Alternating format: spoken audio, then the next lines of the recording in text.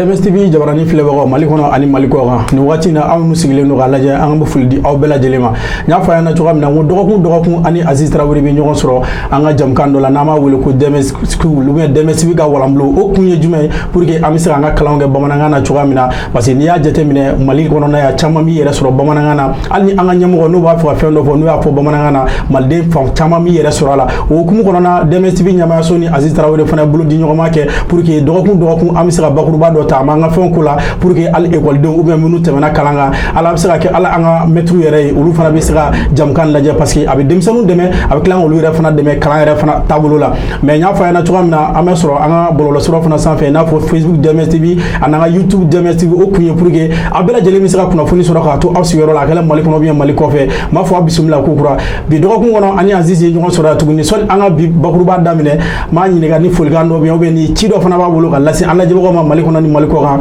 an bɛ sɔrɔ ka don an ka bakuruba kɔnɔ Aziz n'u la n cɛ baasi tɛ yen kɔni baasi tɛ yan mɛ komi n y'a fɔ n ko dɔgɔkun an bɛ ɲɔgɔn sɔrɔ yan bi a ye ɲɔgɔn sɔrɔ yan tuguni mais sɔni an ka don an ka bakuruba kɔnɔ an bɛna min fɔ bi n'a y'a sɔrɔ ni folikan ou bien ni fɛn dɔ fana b'i bolo ka ɲɛsin an lajɛbagaw ma Mali kɔnɔ ani Mali kɔ kan pour que an ka tɛmɛ ni ko ye voilà bon an bɛ bɛɛ lajɛlen fɔ u b'a fɔ ko jamana bɛ kɔ walima jamana bɛ ɲɛ dɔwɛrɛ tɛ u sera k'u ka waati de koron k'a faamuya parce que fɛn in bɛ retard la walima avance la a bɛ tali kɛ temps de la wagati voilà a bɛ tali kɛ wagati de la misali la mɔgɔ min bɛ se ka baara soden 10 jɔ kalo 9 kɔnɔ ani maa minnu bɛ se ka o soden 10 ɲɔgɔnna kelen jɔ kalo 5 kɔnɔ donc an b'a ye kalo 5 tigi o ka teli ni dɔn in ye donc dɔn in bɛ taa ni ale ye retard la donc ko bɛ tali kɛ ten de donc an y'a ye k'a fɔ an ka kalanw na a retard a gulonnen don kalan kɛ cogoya de kan parce que dɔnniya bɛ latɛmɛ denmisɛnninw ma cogo min na donc n'o faamuyali ka suma i b'a ye a bɛ to kɔfɛ tuma bɛɛ minnu ta ka teli olu bɛ taa ɲɛfɛ olu bɛ se ka fɛn caman kɛ k'a sɔrɔ aw ma fɛn caman kɛ voilà donc o sira kan retard bɛ gɛn ka minɛ cogo min na an y'o de fɔ k'o gulon an ka kan na parce que diɲɛ bɛɛ ka denmisɛnnin hakili ka di i ka kan de kɔnɔ voilà donc bi an b'a ɲini mɔgɔw fɛ nin ye kilasi 9 leçon ye parce que an ye kanko ɲɛfɔ kosɛbɛ min ye kiiriko ni fɛn ninnu olu bɛɛ ɲɛfɔra a la maintenant école ta o de ye a méthode académique ye yen de labɛnnen don kosɛbɛ ka tɛmɛ yɔrɔ bɛɛ lajɛlen kan donc ni yen ta fana bɛ se ka k'a la dɔrɔn gɛlɛya t'a la donc yan a bɛ kɛ cogo min na an b'o yira an bɛ tila k'a kɛ ka yira mɔgɔw la o tɛ donc an b'a ɲini mɔgɔw fɛ u ka ja partager u k'a yira u denw na histoire jeu ninnu ye ɲɛfɔli de ye mais Mali la denmisɛnninw bɛ histoire jeu durusi de alors que a kan ka ɲɛfɔ de pour que a bɛ faamuya de a man kan tɛ ka durusi mɔgɔ minnu bɛ durusili kɛ olu tɛ kalanjanw kɛ et puis olu tɛ mɔgɔ ye minnu hakili ka di maa mun de kɛ mɔgɔ hakili ma jatigiw ye o ye fili de e m'a ye an ka mɔgɔ minnu bɛ durusili kɛ n'u taara tubabu la i b'an ka durusilikɛla 100 sigi ka tubabula mɔgɔ faamuyalen 100 sigi o ka mɔgɔ faamuyalen 100 bɛ se ka min k'an ta durusilikɛla 100 tɛ se k'o kɛ parce que i y'a durusi mais i m'a faamu mais olu b'a faamuya de olu mago tɛ k'a durusi donc i man'u ɲininka cogo cogo n ɲinɛna k'o t'a la voilà donc bi an bɛna kuma histoire de kan géographie géographie n'o ye dugukolo ɲɛgɛn ani dugukolo kɔkanfɛnw an bɛna kuma o de kan géographie leçon bɛ tali kɛ farafinna a n'a jamakulu de la farafinna jamakulu donc 9e ka leçon de don voilà donc n'a b'a yamaruya an bɛ don n'a ye voilà an bɛ don n'a ye i bɛna ye sisan ko fɛn bɛɛ bɛ se ka kan ka kan na gɛlɛya t'a la donc farafinna nin y'a ja yɛrɛ ye Mali Tchad ninnu ni voilà nin ye farafinna ja ye donc Europe t'a la Asie t'a la an bɛna kuma ni farafinna siɲɛ dɔ n'an y'a maa yira k'a représenter an y'a yira a dancɛ bɔlen don kɔrɔn fɛ ni min ye tilebi fɛ ni min ye donc an bɛna kuma a population de kan n'o y'a jamakulu yɛrɛ ye donc u ko farafinna jamakulu kɔrɔbalen de don donc u ka kɔrɔn quoi donc a yirala yɛrɛ k'a fɔ ko farafinna ko adamadenya daminɛna yen de le berceau de l'humanité donc o kɔrɔ ye anw ka mɔgɔw bɛ yan mɛnna o tɛ ko farafinna jamakulu u b'a bisigi k'a bila mɔgɔ miliyari 1 miliyɔn 200 ani miliyɔn 16 san 2016 kɔnɔna na farafinna jamakulu tun y'o de mɔgɔ miliyari 1 miliyɔn 216 san 2016 wagati donc 1 milliard 216 millions d'habitants en 2016 o la Chine ka ca n'Afrique bɛɛ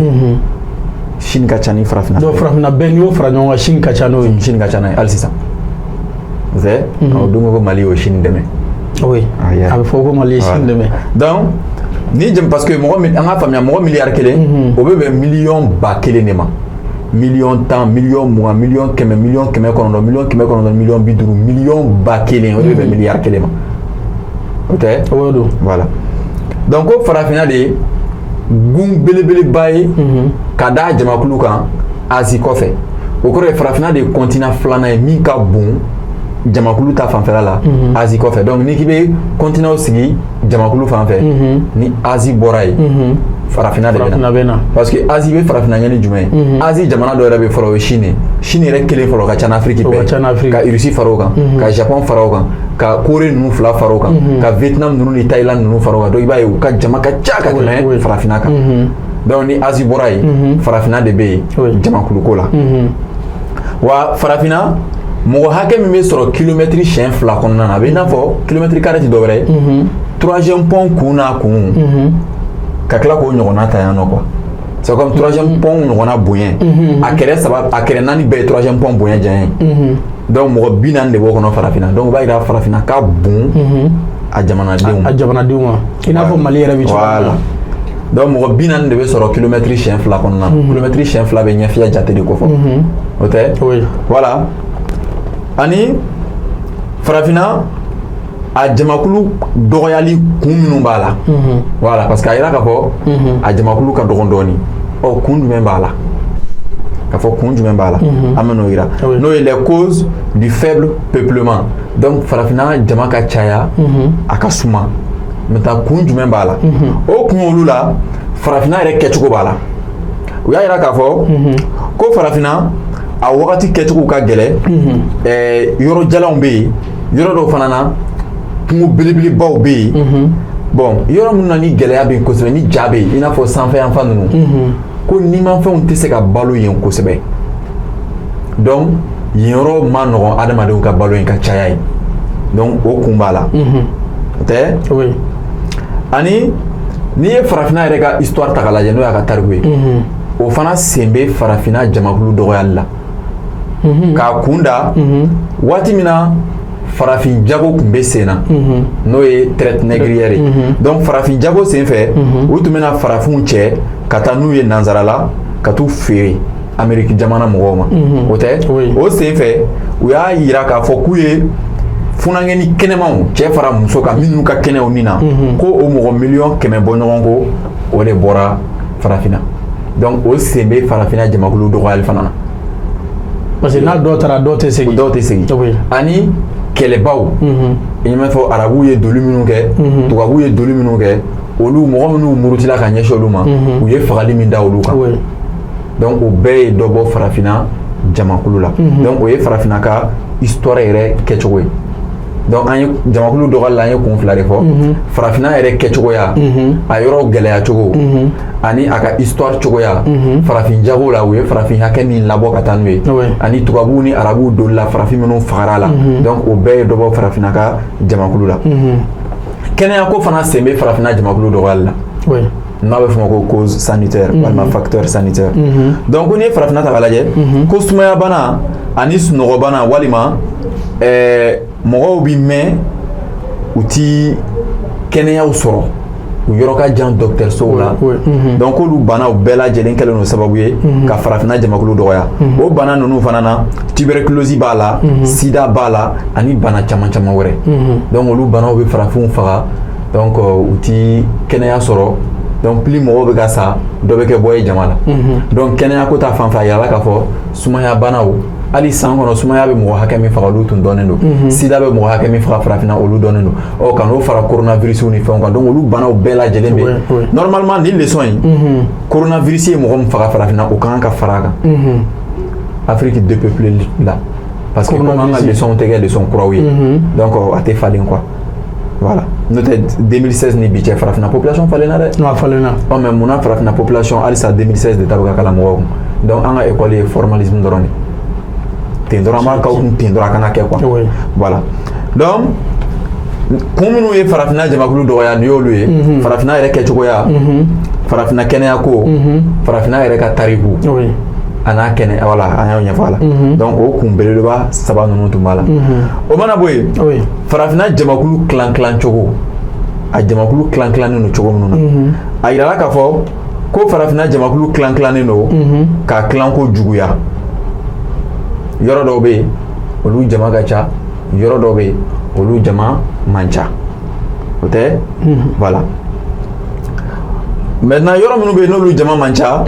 kun caman bɛ olu la o ye i n'a fɔ a daminɛ na n y'a fɔ cogo min na yɔrɔ minnu bɛ yen ni ja bɛ yen i n'a fɔ n'i taara Sahara occidental la o yɛrɛ sɔrɔla ko tunkarankew tagatɔ yen i bɛ taa adamaden sɔrɔ a jalen don kaki ka biɲɛ donc n'a fɔra ko mɔgɔw ka balo yen a ka gɛlɛn donc farafinna yɔrɔ minnu langoloyalen don olu ye yɔrɔ minnu ye tile fanga ka bon yɔrɔ minnu na kosɛbɛ maintenant yɔrɔ minnu bɛ yen ni jama ka ca yen nɔ olu ye yɔrɔw ye min ninnu wagati ko bɛrɛ bɛnnen don n'o y'o climat ye a bɛrɛ bɛnnen don ji bɛ sɔrɔ yen nɔ yiriw bɛ yen nɔ nka a dama tɛmɛlen tɛ kosɛbɛ i n'a fɔ n'i bɛ ka jigin ka na Côte d'Ivoire ni Mali ninnu ni Congo yanfan ninnu fɛ ka taa Rwanda yanfan ninnu fɛ yen adamadenw ka ca yen nɔ dɔɔni parce que voilà i ma Nigérien yanfan ye mɔgɔ miliyɔn 200 i m'a ye donc Laginɛ yanfanw fɛ nɛɛma bɛ yen donc adamadenya bɛ se ka yiriwa yen nɔ kosɛbɛ ka tɛmɛ Sahara occidental fanfɛla ninnu kan voilà donc farafinna yɔrɔ minnu bɛ yen ni jama man ca kosɛbɛ o ye a yɔrɔ jalan ninnu de a yɔrɔ minnu bɛ yen ni jama ka ca o ye yɔrɔ ɲigilen ninnu de ye donc yiriw ni fɛnw bɛ sɔrɔ yɔrɔ min na kosɛbɛ maintenant o mana bɔ yen an bɛ na démographie nin bɛ kalan terminal la démographie kɔrɔ ye jumɛn ye n'i y'a définition ta français la kɔrɔ ye ko la démographie est la science qui étudie l'augmentation et les mouvements de la population mais n'i y'a kɔrɔ lakala ye anglais la a bɛ jumɛn di ko démographie ye jama hakɛ dɔɔni de a banna jama hakɛ dɔɔni a banna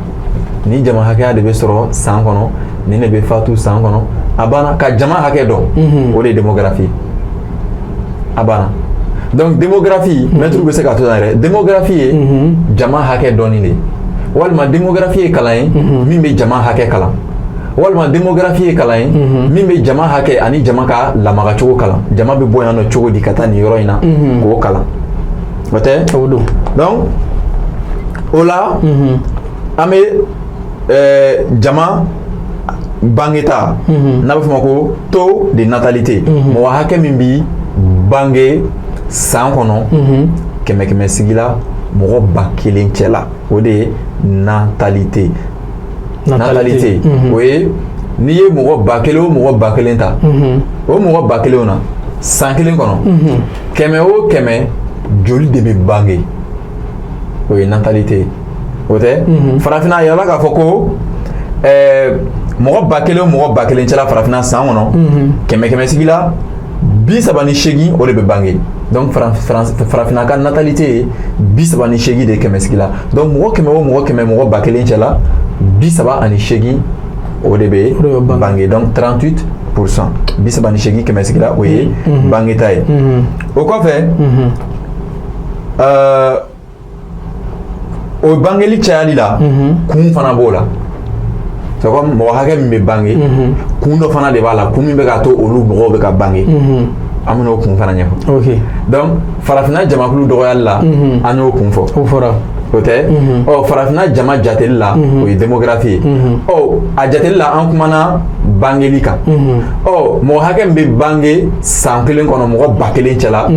kɛmɛ sigi la o ye 38 kun min nalen don n'o bangeli ye san min n'o de ɲɛfɔ o kun na nafoloko b'a la a yirala k'a fɔ farafinna ko n'i ka den ka ca u bɛ se ka k'i dɛmɛ baara la i bɛ nafolo sɔrɔ o de la a bɛ taa an ka togodaw la i bɛ taa sɔrɔ fɛn tɛ fa kun fɛn tɛ ba kun nka o den ka ca ko sabula u bɛ sɛnɛ kɛ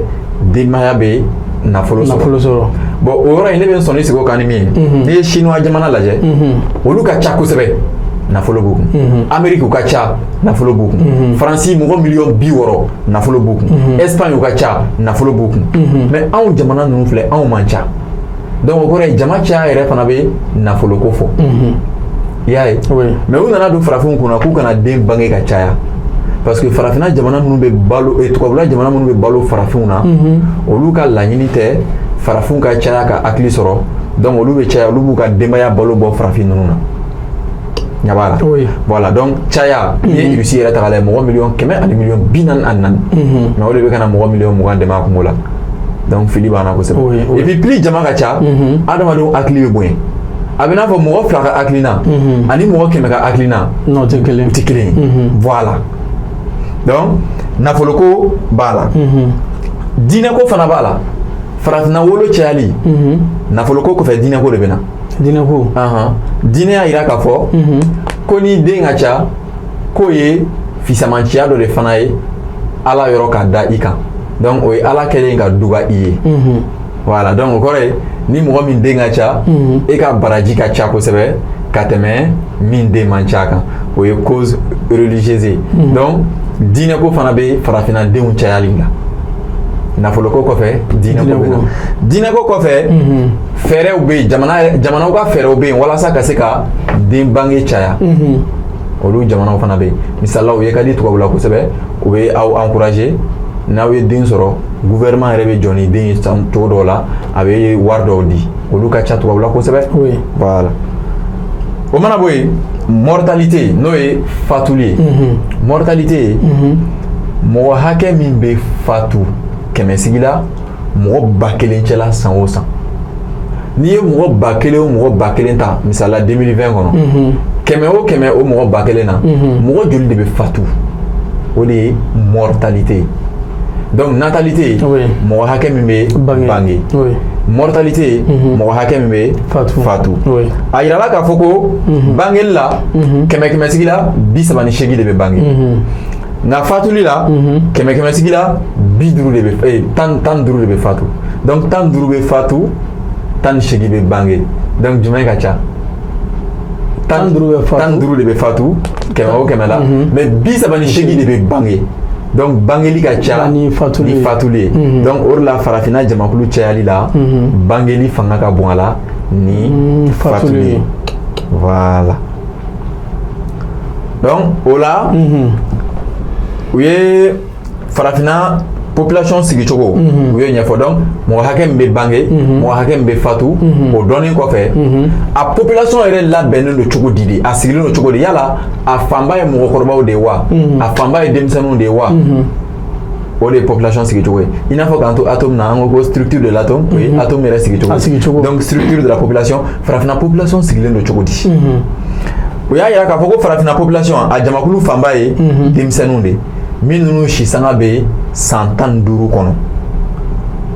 o kɔrɔ ye moyen de 15 ans donc n'i ye farafinna jamakulu ta k'a lajɛ a fanba ye denmisɛnninw ye wa u si sanga b'a daminɛ san 15 ka jigin o tɛ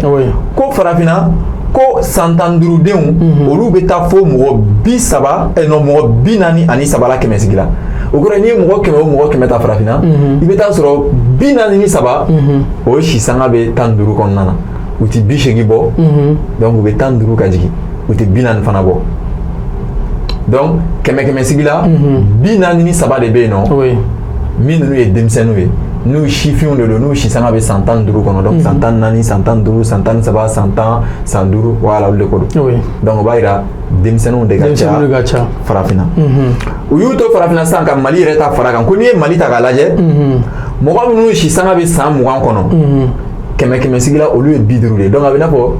n'i ye mali ta k'a lajɛ mɔgɔ 100 o mɔgɔ 100 mɔgɔ 50 bɛ yen nɔ min si sanga bɛ san 20 kɔnɔna na donc o b'a yira mali denmisɛnninw ni mali mɔgɔkɔrɔbaw bɛɛ ye kelen donc ni denmisɛnninw ye kɛmɛsigi la 50 ye o kɔrɔ ye mɔgɔkɔrɔbaw de ye tɔ 50 ye sisan donc i ɲɛ b'a la an kelen mali la mais farafinna bɛɛ kɛmɛsigi la 43 de bɛ yen 43% min ninnu bɛ daminɛ san 15 ka jigin donc n'i ye farafinna bɛɛ ta i b'a ye denmisɛnninw de ka ca mais n'i ye mali dɔrɔn ta denmisɛnninw ni mɔgɔkɔrɔbaw bɛɛ ye kelen i y'a ye voilà donc olu tun ye o ɲɛfɔli ninnu ye maintenant o population ko in na gɛlɛya caman fana bɛ o bangeli ninnu na mali kɔnɔ ka da baloko gɛlɛyaw kan ka da kalankow kan ani kɛnɛyakow b'a la donc hali n'a sɔrɔ 100 o 100 la 50 ye denmisɛnninw ye o denmisɛnnin ninnu cayali la u bɛ gɛlɛya caman sɔrɔ balokow b'a la kalankow b'a la kɛnɛyakow caman b'a la donc olu de ye a ko tɔgɔ kun ye maintenant mouvement migratoire o tɛ dɔwɛrɛ ye jamakulu bɛ taama minnu kɛ ka bɔ yan ka taa kɔfɛ ka bɔ yan ka taa jamana wɛrɛ walima ka taama kɛ jamana kelen yɛrɛ kɔnɔ misali la minnu bɛ bɔ burusi kɔnɔna na ka na yan o ye exode rural minnu fana bɛ bɔ yan ka taa farafinnaw ye tubabu la voilà donc olu la u bɛ migration fɔ ka émigration fɔ ka immigration fɔ a bɛɛ ye latin ka kan ye mais nin fɛn saba i filɛ ka min fɔ a bɛ mɔgɔ sɛgɛn dɛ immigration migration ani immigration ni migration ta k'a lajɛ migration tɛ dɔ wɛrɛ ye latin kan na migrer o ye ka bɔ yan ka taa jamana wɛrɛ waati dɔ kɔnɔna na o de ye migration voilà i bɛ taa wagati dɔ kɔnɔ i y'a ye o ka surun ɲɔgɔn na quoi maintenant immigration n bɛ taa ka taa sigi yen o bɛ yen immigration i bɛ taa mɔgɔ minnu tun taalen don sigi yen misali la sisan mɔgɔ dɔw ka bɔ yan ka taa sigi Faransi e bɛ taa ka taa sigi olu kan yen o de ye immigration ye misali la sisan ne ka bɔ yan ka taa Amérique o ye immigration ye mais mɔgɔ minnu sigilen don Amérique ni maliyɛn minnu bɛ ivoiriyɛn minnu bɛ Amérique ne taara ka taa sigi olu cɛ la olu tun tɛ yen kɔrɔ olu ma bɔ yen ka taga yan donc ne taara n sigi olu cɛ la o ye immigration ye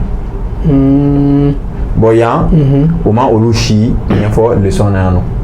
donc parce que u ma kɛlɛ fɛngɛba sigi olu kan donc bamanankan na an b'a fɔ dɔrɔn tunga ka taa tunga la sigili kama ka taa tunga la toli kama ani ka taa sigi tungarankew cɛla ye a saba de bɛ yen donc tunga taga sugu saba de bɛ yen ka taa tunga la sigini kama donc i bɛ taa tunga la walasa n'i ye sɔrɔ kɛ i ka segin ka taa tunga la sigili kama walima ka taa sigi tungaranke dɔw cɛla ye immigration de ye ka taa sigi tungaranke dɔw cɛla ye o kɔrɔ n'olu bɔra yen don min na i fana bɛ bɔ yen mais mɔgɔ min taara sigili kama hali ni tungaranke tɔw bɛɛ bɔra ale to yen misali la ne ka taa san maliyɛn minnu bɛ Faransi ka taa olu sigili kama n'olu bɔra yen ka taa Italie i t'a sɔrɔ ne bɛ t'olu nɔfɛ o ye immigration ye mais ne ka taa Italie ka taa sigi yen yɛrɛ o ye immigration ye n bɛ taa Italie n bɛ taa sigi o ye ka taa tunga la ka to yen bon ne ka taa Italie ka taa baara kɛ ni n ye wari sɔrɔ n bɛ segin ka na o ye immigration ye donc n bɛ taa wagati kunkurun kɔnɔ n bɛ na donc ni tunga taga saba de bɛ yen voilà maintenant exode rural tɛ dɔwɛrɛ ye n bɛ bɔ Kucala n bɛna wari ɲini na Bamako jamana kelen yɛrɛ kɔnɔ jamana kelen yɛrɛ kɔnɔ voilà exode rural bɛ kɛ jamana kelen yɛrɛ de kɔnɔ voilà aw bɛ bɔ mais exode rural aw bɛ bɔ milieu rural la o ye jumɛn ye aw bɛ bɔ burusi kɔnɔnaw na ka na duguba kɔnɔ i n'a fɔ Bamako kɛlen don ɲɔgɔn kunbɛnyɔrɔ ye cogo min na Kucalakaw bɛ yan Kɔlɔnjɛbakaw bɛ yan Kajolokaw bɛ yen Jintɛmɛkaw yɛrɛ bɛ yen Gundamkaw bɛ yen Tesaltikaw bɛ yen o bɛɛ tɛ Mali yɛrɛ kɔnɔna yan dɔw de ye exode rural quoi donc jamakulu furakɛ dɔ bɛ bɔ burusi kɔnɔ ka na duguba kɔnɔ donc ani a tunga taga cogo minnu bɛ yen o ɲɛfɔlen de filɛ donc ni leçon in tun bɛ mun yira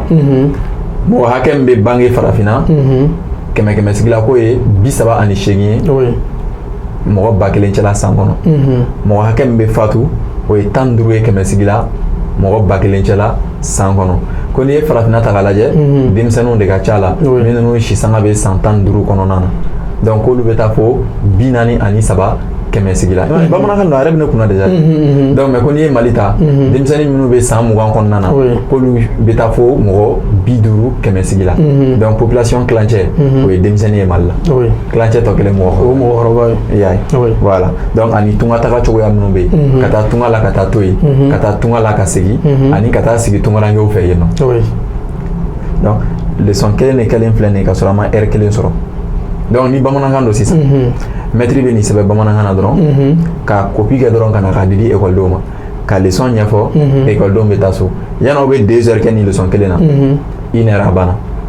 i yɛrɛ bɛ se ka leçon wɛrɛ d'u ma tuguni u bɛ t'o kalan n'u y'a kalan dɔrɔn u b'a faamuya donc n'u nana i bɛ n'u ɲininka a banna donc ni leçon in na mɔgɔw kan ka min dɔn san 2016 waati farafinna population tun bɛ taa fo mɔgɔ miliyari 1 miliyɔn 200 ani miliyɔn 16 farafinna population tun ye o ye donc a yirala k'a fɔ ko kun minnu bɛ ka farafinna jamakulu dɔgɔya fɛngɛ ko b'a la kɛnɛya ko b'a la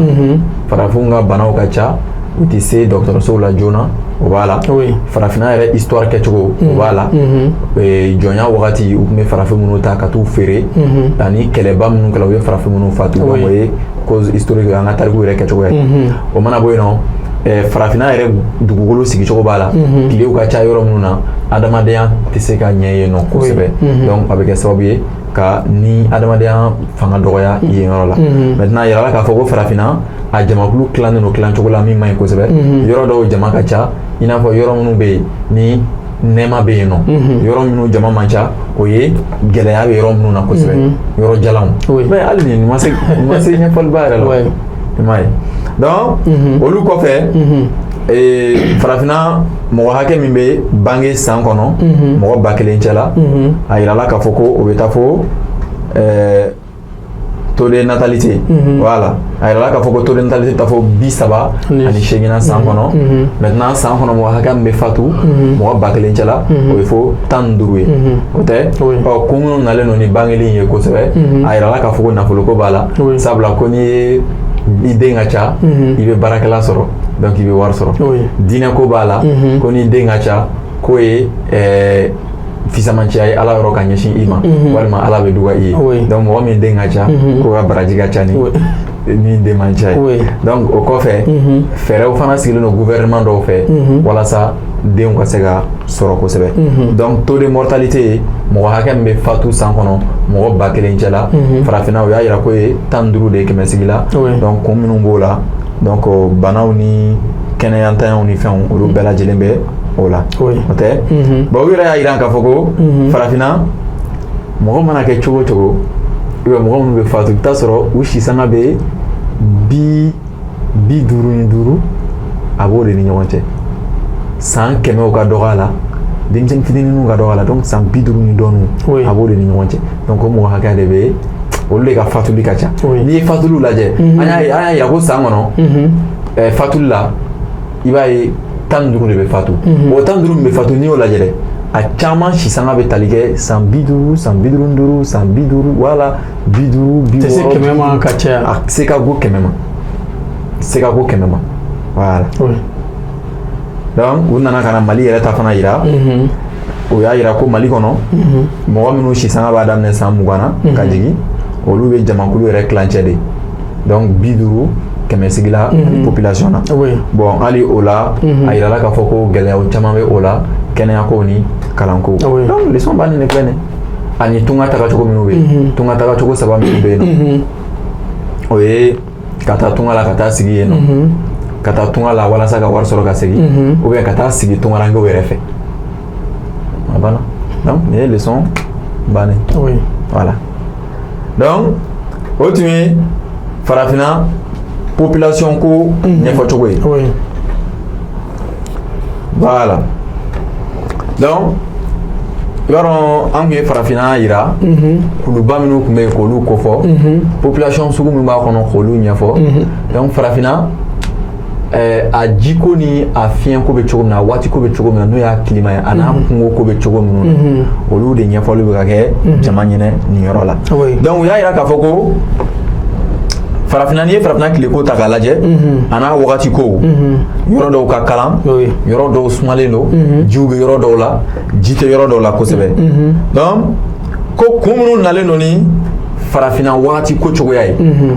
misala min b'a to farafina funteni ko ni tileko ni fɛn ninnu kun minnu nalen don n'o ye kun minnu nalen don ni farafina wagati ko ninnu ye a climat ko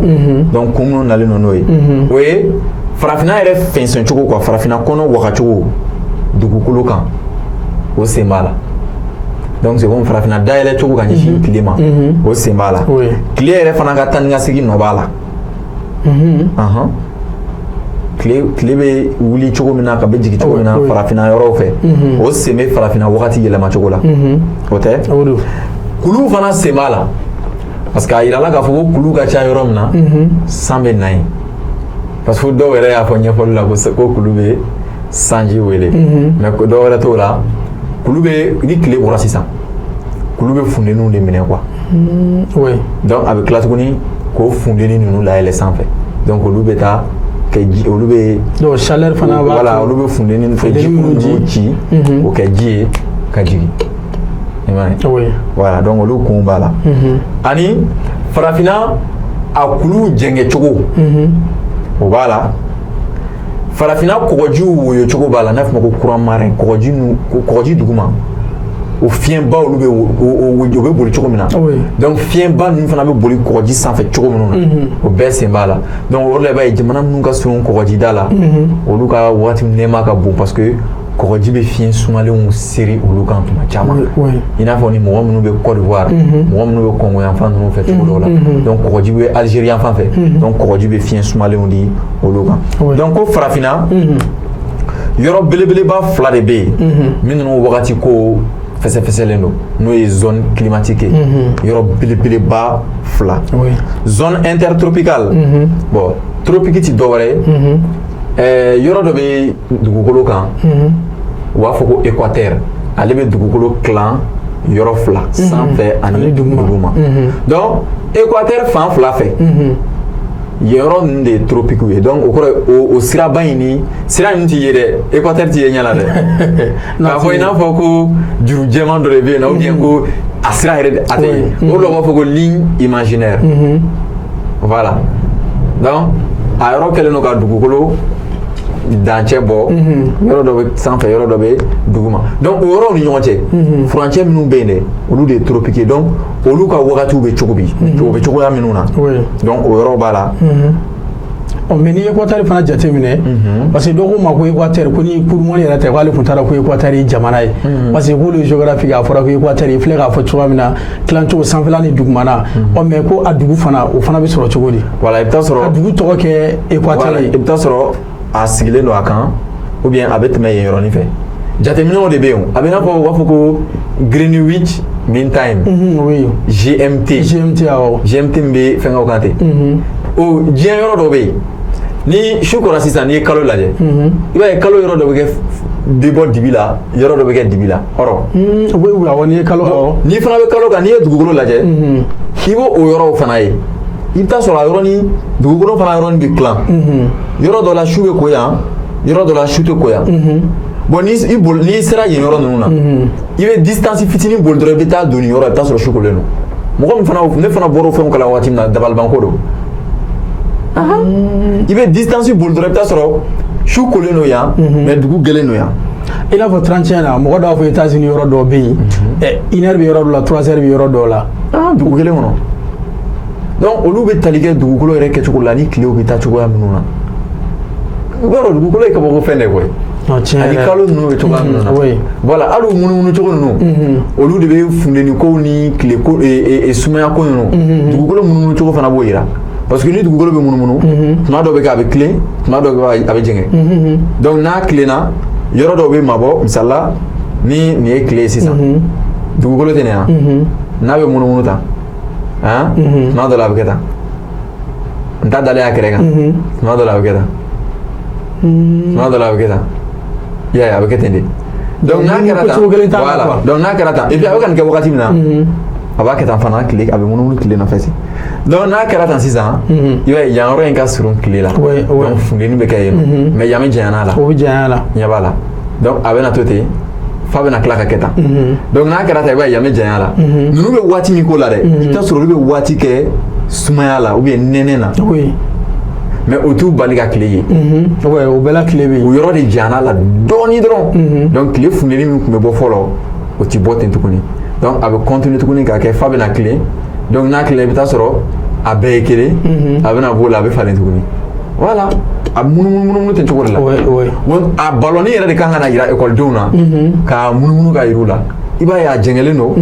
a bɛna taa se yɔrɔ dɔ la a bɛ tilen a bɛ tila ka jɛngɛ a bɛ taa ten de voilà donc olu yɔrɔ belebeleba ninnu u y'a yira k'a fɔ ko climat équatorial bɛ yen climat guinéen ninnu ni fɛn ninnu kɔrɔ foyi t'olu la u ye nɛmama yɔrɔ bɛ yɔrɔ min na ani yɔrɔ minnu bɛ équateur kɛrɛfɛla ninnu na ni yɔrɔ jalanw fana don olu bɛ yen nɔ i bɛ taa sɔrɔ dugukolo la yɔrɔ dɔw bɛ yen olu ye dugukolo camancɛ sugu dɔw ye tile bɛ olu sɔrɔ kosɛbɛ o yɔrɔ olu bɛ yen olu de bɛ yɔrɔ dɔw bɛ yen san kalo 12 olu ka tile fanga de ka ca kosɛbɛ tile fanga ka bon yen nɔ donc olu yɔrɔ caman bɛ dugukolo sanfɛla ninnu na bon u y'a yira climat équatorial guinéen o bɛ cogoya min na i n'a fɔ climat sugu minnu bɛ yen nɔ sanji sugu minnu bɛ na san kɔnɔ ani a kungo cogoya bɛ cogo minnu na bon u ti ɲɛfɔli ba kɛ olu kan kosɛbɛ o mana bɔ yen climat tropical humide bɛ yen donc tropical ti dɔwɛrɛ ye tropique halisa yɔrɔ minnu bɛ équateur fan fila ninnu parce que n'i ye dugukolo ta k'a lajɛ équateur sira in bɛ yen terrain dɔw de cilen don fana olu ni équateur ti maga ɲɔgɔn na quoi o ti se ɲɔgɔn ma cogo di voilà olu bɛ yen dɔw fana bɛ olu jɔlen don tan olu yɛrɛ ye adamadenw ka fɛnw fɛn kɛ cogo n'o tɛ olu tɛ ye ɲɛ la o n'o ye longitude ni latitude olu tɛ ye ɲɛ la longitude ye ninnu ye latitude ye ninnu ye donc olu tɛ ye ɲɛ la o tɛ voilà donc climat tropical humide ninnu na misali la Mali yɛrɛ ta bɛ cogoya min na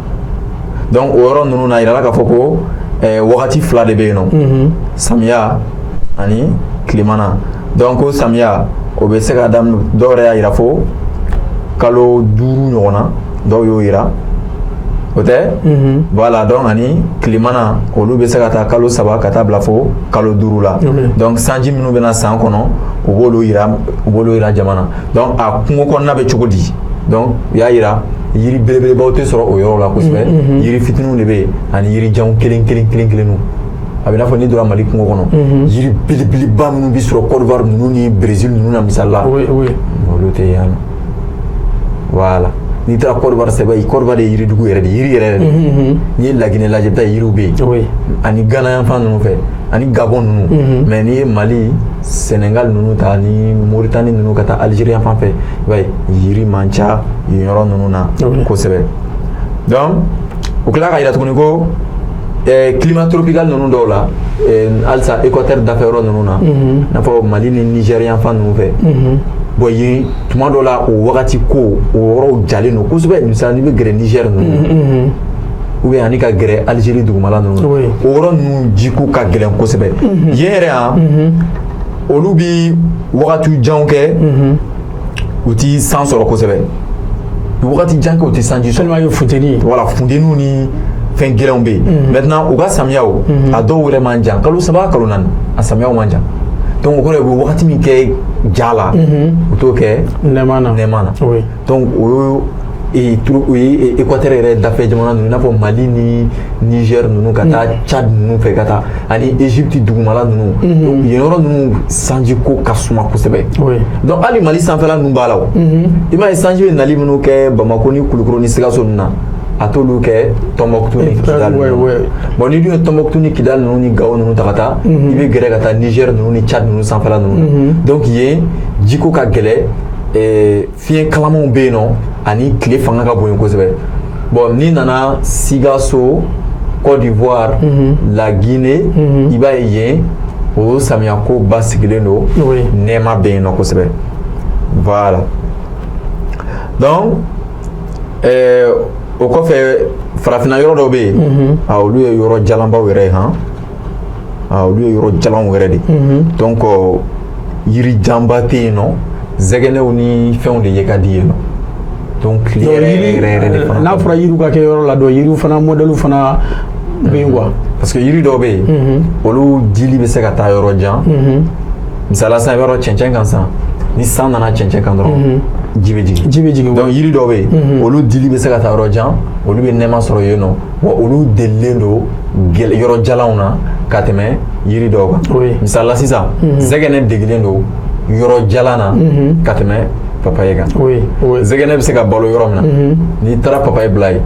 a timinandiya don dɛ a ma nɔgɔn n'o tɛ a bɛ sa bon zɛgɛnɛ bɛ se ka balo yɔrɔ min fana na n'i k'i bɛ taa ni mangoro ye yen a ka gɛlɛn dɔɔnin mais n'i ye tamaro ta k'a lajɛ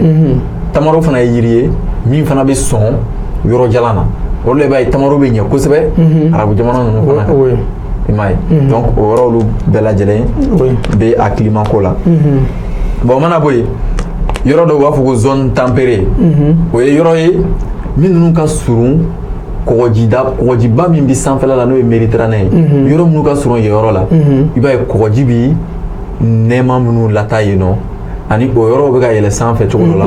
donc neige ko bɛrɛbɛnnen don yen nɔ donc o la i b'a ye a bɛ kɛ gɛrɛ Europe kɛcogoya la parce que i b'a ye Faransi Espagne ninnu bɛ kɔgɔji dafɛla ninnu na donc kɔgɔji fana kɛlen don ka Russie ninnu kɛrɛ kelen ŋunun cogo dɔ la donc fiɲɛ sumalenw bɛ na ni funteni ye dɔɔni kɛ dɔrɔn i b'a ye ni nɛnɛ ko k'a bɛ na o la a nɛnɛ bɛ bonya f'a bɛ na ni neige ni fɛnw ye donc zone tempérée ninnu bɛ ten cogo de la i n'a fɔ Algérie dafɛ jamana ni Algérie dafɛla ninnu bɛ cogo min na donc yen fana dafɛyɔrɔ ninnu hali sɛnɛfɛn dɔw bɛ yen nɔ olu bɛ ɲɛ yen kosɛbɛ i n'a fɔ pomme ninnu ni fɛn ninnu o de bɛ Espagne ninnu ni Faransi ninnu i b'a ye pomme ninnu ni yiriden sugu dɔw bɛ yen min ninnu bɛ sɔn sumaya la dɔɔni ka sɔrɔ sanji ko tɛ olu bɛ sɔn yen nɔ kosɛbɛ voilà donc ninnu leçon ninnu bɛ tali kɛ o dɔrɔn pe de la farafinna jiko ni a kungo kɛcogoya mais nin an bɛ ninnu durusi de ka taa sɔrɔ mun kan ka ɲɛfɔ an ye dɔrɔn de ka tɛmɛ an k'a dɔn n'i taara farafinna nin yɔrɔ ninnu na n'i gɛrɛla Équateur la fiɲɛ bɛ cogo di fiɲɛ kalamanw bɛ yen olu bɛ mɛn wagati jumɛn olu bɛ daminɛ kalo jumɛn ka taa kalo jumɛn o la ni e mɔgɔ min bɛ yen k'e ma dege fiɲɛ kalaman na donc n'i bɛ fɛ ka taa yen yɔrɔ ninnu na i man kan tɛ ka taa kalo jumɛn kɔnɔ i kan ka taa kalo jumɛn kɔnɔ misalila bɛɛ b'a dɔn Mali la janvier et décembre ka don janvier la ka taa février la i b'a ye an bɛ kɛ nɛnɛ kɔnɔna na donc ni nɛnɛ man d'e ye kosɛbɛ donc e kan ka o wagati ninnu i b'i mabɔ Mali la o wagati ninnu i y'a ye donc olu ɲɛfɔli ninnu dɔrɔn de don donc i ɲɛ b'a la ala ma an ma heure fila fana sɔrɔ ni leçon kelen o kelen heure fila de bon an bɛ ka heure fila kɛ nin kan tubabukan na denmisɛnninw t'a faamuya kilasi kɔnɔ u bɛna so tuguni ka na durusi compo la ka taa sɛbɛ donc u bɛ passer ten mais u yɛrɛ t'a dɔn u bɛ ka min kalan ni fɔra ɲɔgɔn u bɛ t'o sɛbɛn a banna u bɛ t'o sɛbɛn min bɛ ka kalan a fɔra a bɛ faamu cogo di voilà donc min fɔra min bɛ ka f'u ye o b'o de durusi donc école la u b'an kɛ machine de dɔrɔn ka fɛn durusi parce que an t'a dɔn an bɛ ka min kɛ o de la i b'a ye Mali ka fɛn caman ye formalisme ye c'est comme tɔw bɛ taa école la an fana bɛ taa école la tɔw bɛ président sigi an fana bɛ président sigi mais président kan ka mun de kɛ donc o ka gɛlɛ anw ka kow la kosɛbɛ parce que anw ka kalan ti an ti kodɔn sɔrɔ a kɔnɔ bon ni leçon in bɛ yen nɔ a mɛnna dɛ école maître fana ti dɔwɛrɛ kɛ livre b'u bolo dɔrɔn u b'a recopier dɔrɔn a fɔcogo tɛ falen c'est comme u ti fɛ ka effort foyi fourni ka leçon kɛ denmisɛnninw k'a faamuya cogo wɛrɛ la min ni olu ta tɛ kelen ye san kɔnɔ ni san hakɛya de bɛ na san kɔnɔ ni funteni hakɛya de bɛ bɔ donc funteni hakɛya yɛrɛ bɛ bɔ yɔrɔ min na o ye diagramme thermique ninnu ye o bɛ kɛ fo 11e ani terminal ninnu donc k'a dɔn janvier ni funteni hakɛya de bɛ bɔ février funteni bɛ dan nin na décembre la a bɛ taa tan ni kalo in na a bɛ taa tan i y'a ye ani Mali kɔnɔ k'a daminɛ kalo jumɛn ka taa kalo jumɛn o bɛ bɛn cɔcɔ ma k'a daminɛ kalo jumɛn ka taa kalo jumɛn sanba bɛ na o la samiya kuntama ye jumɛn ye ne hakili la n'o fɔra i ka kan na i b'a faamuya samiya bɛ daminɛ nin na a bɛ ban nin na donc n'o wagati ninnu bɛ ka surunya ekɔlidenw yɛrɛ bɛ se k'a fɔ togodala mɔgɔw ye ko ayiwa a bɛ se ka aw labɛn sabula samiya bɛ daminɛ tan ji kana taa k'an to olu bɛ yen météo fana b'a yira aw la ji bɛ na caya ɲina walima ji tɛ caya nin don ji bɛ na walima olu mais n'a fɔra ko k'a kɛ dɔrɔn an b'a durusi ka taa concours fana bɛ taa kɛ nin fɛn kelen kan donc i ye fɛn min durusi i bɛ t'o kelen sɛbɛn i bɛ concours sɔrɔ ten i y'a ye e fana bɛ sara ta ten a yirali la cogo min na i b'a kɛ ten o de la an ka fɛn o fɛn fo tubabuw de ka na ni a kɛcogo ye ka taa sɔrɔ an bɛ ka kalan min kɛ tubabuw k'o kalan kelen a bɛɛ ye kalan kelen mais munna olu bɛ kura kɛ anw tɛ kura kɛ parce que olu y'a dɔn k'u ka hakilina de don u bɛ se k'a falen bon a b'anw de kunna ko mɔgɔ m'a dan ko ala de y'a dan donc n'u y'a dan ma cogo min na an b'a ta ten donc falen cogo foyi tɛ k'a la alors qu'il bɛ se k'a falen i y'a ye misalila u ye farafinna population min fɔ o ye 2016 ta ye 2020 ta a kɛ cogo di danfara jumɛn bɛ ye 2020 ta ni 2016 ta cɛ donc k'olu ɲini k'u dɔn gɛlɛya t'o la olu de ye kalan ye n'o tɛ ka se ka n'aw sigi tubabukan ba fɔ la o tɛ o mɔgɔ min bɛ yen k'a ye nin kalan anglais la n'a tigi ye français kalan dɔrɔn o y'a bannen a bɛ se k'a fɔ français la parce que an y'a ye jamanaw bɛ yen olu ni français anglais ka jan kosɛbɛ dɔw ni français ka jan mais olu bɛ français kalan kalo 10 kalo 9 mais anw dun bɛ kalan bɛɛ de k'a la mais o bɛɛ n'a ta olu bɛ français mɛn n'anw ye a misali dɔ ye jumɛn ye n'i ye Amérique ta u ka ambassadeur bɛ kuma Mali la français la mais o tɛ kalan kɛ français la maliyɛnw k'a faamuya a y'a faamu cogo di donc i ɲɛ b'a la kan dɔrɔn kalanni tɛ tan ta mais ka kalan kɛ kan na i tɛ kan min mɛn i bɛ mɛn tiriki tɔrɔkɔ la donc n'o tiriki tɔrɔkɔ sɛnɛla e hakili kɔnɔ donc o bɛ ye e ka kɛwalew bɛɛ la o la i b'a ye ko dɔw bɛ kɛ farafinna jamana ninnu kɔnɔ a bɛ mɔgɔ dabaliban f'i b'i yɛrɛ ɲininka yala a hakiliman ko bɛ cogo di i n'a fɔ Marɔkɛnw y'u ka yɔrɔw ɲɛɲini faamuya bonyali kama u yɛrɛ bɛna bɔgɔw cɛ yɔrɔ la ka taa bɔn cɛncɛnw kan ka tila ka lemuru sɛnɛ o la ka n'o feere anw ma o bɛ faamu cogo di donc 9e b'a sɔrɔ malien écoleden a ye farafinna dɔn kulu minnu bɛ a b'o dɔn ji minnu bɛ a b'o dɔn farafinna jamakulu bɛ cogo di farafinna tungaw bɛ kɛ cogo di a jamakulu cayali mun de nalen don n'a ye a jamakulu dɔgɔyali mun de nalen don n'a ye donc n'a y'o bɛɛ dɔn ka ban o mun de la sisan a b'o tigi bila n'a tɛ fɛ ka kɛ historien ye a k'a si bɛɛ kɛ ka to ka kɛ nin histoire kelen kalan ye hali 10e na mun na n tɛ fɛ ka kɛ historien ye ni n ye nin dɔn diɲɛ na ka ban n bɛ fɛ ka kɛ mobili bolila dɛ donc n bɛ taa mobili boli la a ma se ka taa fɔ k'i bɛ taa nin kalan bilen e bɛ taa nin jumɛn kɛ 10e na bilen o ye retard de ye o i yɛrɛ tɛna labara an ka bɛn bolilaw i b'an ka bɛn bolilaw ɲininka ko jamana joli de bɛ ka Mali lamini u b'a fɔ bon an kɔni b'a dɔn Algérie bɛ yen Mauritanie bɛ yen nin bɛ yen bon a dɔw la dɔw yɛrɛ t'a dɔn bilen yɛrɛ ou bien jamana joli bɛ farafinna u t'a dɔn mais école la nin bɛ yira i la i ka kan na i bɛna an bɛna s'a ma o farafinna leçon a jamana bɛɛ bɛ yen a n'a capitale a faabaw a n'a jamakulu hakɛ a n'a dugukolo bonya o bɛɛ bɛ yen bon 9e b'a sɔrɔ écoleden b'o bɛɛ dɔn a t'a bila ka taa ka spécialité kɛ ou bien non kɔni don an ye mathématique ninnu kɛ yan nɔ k'a yira k'a ka nɔgɔn mais u ye olu an don olu bɛɛ da fɛ an siran n'olu ɲɛ an bɛɛ taara ka taa kɛ histoire jeu durusili et puis hali an yɛrɛ tɛ n'an tun bɛ histoire ninnu kalan k'u kɔrɔ dɔn i tun bɛ ye an tun bɛ falenni kɛ siga t'o la voilà mais a ka gɛlɛn kosɛbɛ tiɲɛna o de la an bɛ ka laɲini kɛ kalan ka na an ka kan na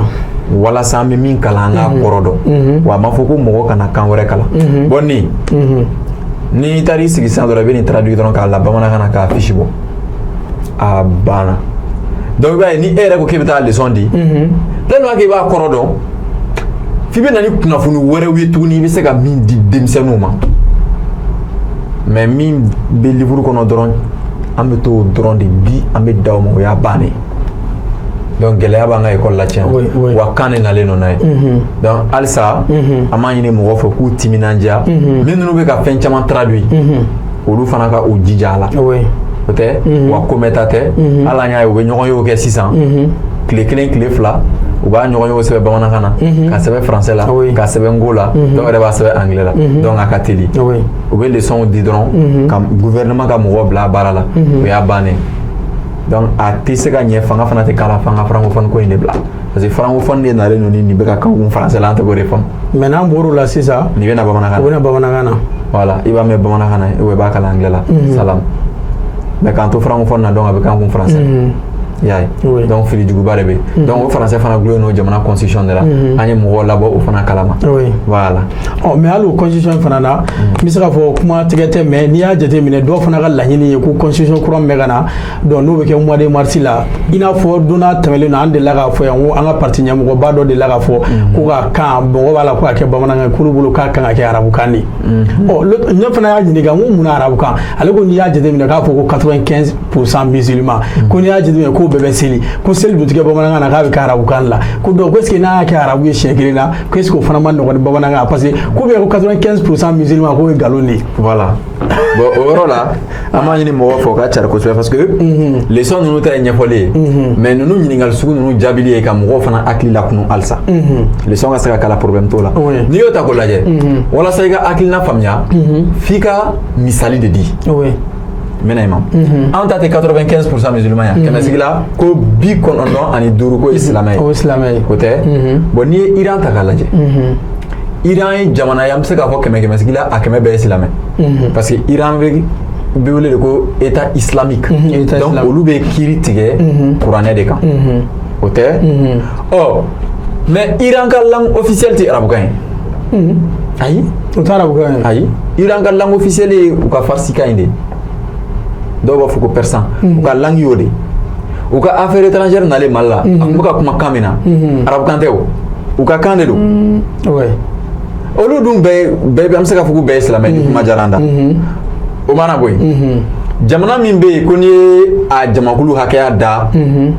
k'a silamɛ ka ca ni bɛɛ ta ye o ye Indonésie ye diɲɛ bɛɛ Indonésie de silamɛ nombre ka ca ni bɛɛ ye silamɛ ka ca yen de ka tɛmɛ jamana bɛɛ ta kan o tɛ mais olu ka langue officielle tɛ arabukan ye u ka langue officielle ye u ka kan de basa wa basa fana tɛ kan ye ko min siya ka ca siya min ka ca o ye Jawa ye mais ni Indonésie ta k'a lajɛ or an b'a fɔ ko diɲɛ dɔw b'a fɔ ko duniya duniya in nalen don arabukan de fɛ o Indonésie fana bɛ diɲɛ wele ten de ko duniya duniya u bɛ chimie wele ko chimie mathématique mathématica dɔw b'a fɔ ko mathématique i ɲɛ b'a la donc silamɛ ka ca o t'a yira k'aw ka kuma kɛ kan ka kɛ arabukan ye dɛ non olu tɛ kelen ye voilà u tɛ kelen ye a bɛ i n'a fɔ Bible tigi tun ye jɔn ye Jésus tɛ Jésus ka kan ye min ye hébreu tɛ Italie ka langue officielle ye hébreu de ya mais ni dun bɛ chrétienw ka yɔrɔ ba ɲini diɲɛ kɔnɔ pape bɛ Italie de awɔ a bɛ Italie mais Italie dun ka langue officielle tɛ hébreu ye juif mun ka kan tɛ o munna chrétien fanga ka ca chrétienw ka ca Amérique mais munna Amérique ka langue officielle tɛ Jésus ka kan ye ou bien Bible kan ye non Amérique ka langue officielle ye kan ye u bɛ kan min mɛn u bɛ ɲɛfɔli kɛ ɲɔgɔn ɲɛnɛ o de la a faamu donc kelen tɛ mɔgɔ bɛ ka a bila ɲɔgɔn na cogoya min na kelen tɛ donc o tɛ o de la kanko in na sabu n donna ni kuma ye tiɲɛ don mais nin fana n bɛ se ka kuma nin na sabula n donna ni kuma ye ani n bɛ kuma la ko cɛ min fɔ o tɛ kelen ye dɛ non tɛ kelen ye u tɛ kelen ye mɔgɔ caman kumana kanko la sabula u dɔnnen don ni réseau kan kuma ye de mais u ma kuma la ko parce que u bɛ dɔ dɔn a la c'est comme a wagati nana dɔrɔn n tɛ se ka ji donc n'u ye n wele n tɛ se ka fɔ n tɛ fɛn dɔn na misali la n'u ye ne ɲininka ko an ka seli arabukan na wa ou bien bamanankan ne b'a fɔ bon ne tɛ fɛn dɔn o la mɔgɔ minnu bɛ fɛn dɔn o la a y'olu ɲininka ne kɔni ko n'an baara kɛ n'an ka kan ye an bɛ taa ɲɛ joona a bɛ baara faamuyali nɔgɔya a bɛ baara kɛli teliya a bɛ an ka nafolow bɛɛ bɛ falen hali n'an tora faransɛ la n'an ye wari falen faransɛ de bɛ sɛbɛn a kan fo n'a sɔrɔ an ka langue officielle ko kɔnsɔna ni nkalon don n'o tɛ faransɛ de bɛ k'a kan wa a wele cogo bɛ to faransɛ ta wele cogo la o tɛ i bɛ taa sɔrɔ an b'o yɔrɔ dɔn mais min ye ka sela la e kana sela la kuranɛ dɔnnaw kuranɛ ye mun fɔ yen na a y'o fana spécialiste wele a k'o ɲininka ye an ko ko jamana wari kan ka falen ni wari bɛ falen a bɛ tɛmɛ dame ni dame fɛ économiste b'o dɔn ka tɛmɛ an kan donc an bɛ fɛ ka wari falen a ye économiste dɔ wele a ka n'o ɲininka wari bɛ falen cogo di a b'a ɲɛfɔ misali la ne ko n ko problème bɛ constitution kɔnɔ constitution bɛ falen cogo di constitutionnaliste b'o dɔn ka tɛmɛ ne kan o kan ka falen cogo min na o dɔ wele u k'o falen donc bɛɛ k'i ka dɔnniya labaara jamana ka taa ɲɛ ten de don donc 95% musulman tiɲɛ don mais n'i yɛrɛ y'a lajɛ ni misiri bɔra a la ni seli yɛrɛ bɔra a la e san bɛ kuma arabukan de la hali misiri yɛrɛ kɔnɔ ayi hali misiri kɔnɔ mɔgɔ tɛ kuma arabukan na o donc arabukan tɛ se ka kɛ langue officielle ye Mali la kɛcogo t'a la n'a kɛra ye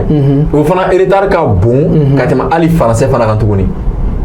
parce que mɔgɔw bɛ mot kelen kelen minnu paron faransɛ la mɔgɔ caman t'o paron arabukan na parce que hali mɔgɔ caman bɛ arabukan fana fɔ o t'a dɔn misali la wari a sɔrɔla arabukan fɛ mais an ma bɛɛ kɛ bamanankan ye allo ça va i ka kɛnɛ mais ça va in dɔrɔn a la an ka kan na olu ti bali ka bila donc olu bɛɛ bɛ fara an ka kan kan anglais fanga sɔrɔ ten de o de la n'i y'a fɔ mɔgɔ caman ye ko Angleterre de la ka coloniser mɔgɔw tɛ la Angleterre kelen kelen coloniser ka ye mais o mɛnna dɛ siya dɔw bɛ yen ko les francs minnu bɛ faransi sisan parce que siyaw ɲagamina don mais faranw yɛrɛ olu dɔw de la ka faransi Angleterre coloniser o de la u ka kan dɔw bɛ yen a bɛ anglais ka kan na misali la sisan n'i ye abandonné ta français la abandonné bɛ tali kɛ latin na mais n ko anglais la y'a to abandon o bɛ yen i y'a ye o bɛ yen n'i ye merci ta merci bɛ yen français la n'i ye anglais fana ta y'a merci o fana bɛ yen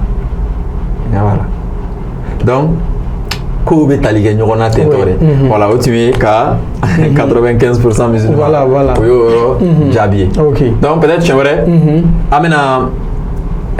kanko bɛ niveau min na sisan